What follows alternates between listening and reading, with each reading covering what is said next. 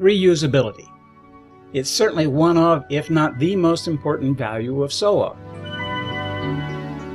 So, when is a service reusable? Often, that's confused with loosely coupled. I mean, if you consider HTTP SOAP, which we'll talk about in a moment, that's loosely coupled. Many different consumers can access it and exercise it. But is that reusable? Here's the definition. The service reusability principle is a design principle that is applied within the service-oriented design pattern in order to create services that have the potential to be reused across the enterprise. These reusable services are designed in a manner so that their solution logic is independent of any particular business process or technology, also known as agnostic. Consumers are loosely coupled with HTTP SOAP.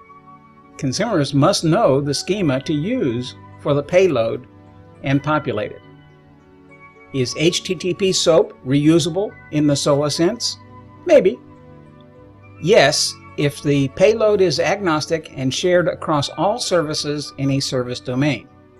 In other words, if the payload of the SOAP request and the SOAP response payload are a canonical schema that is shared across all services within a service domain, then yes, you can use HTTP SOAP as a reusable service.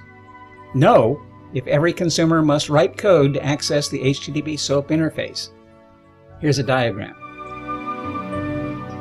HTTP SOAP as part of an accidental architecture where every service or every consumer uses HTTP SOAP to access it and to retrieve information or to update information. In this diagram, all of these talk to each other using HTTP SOAP. Each connection requires some code. They are all web services, but they are also all point-to-point integrations.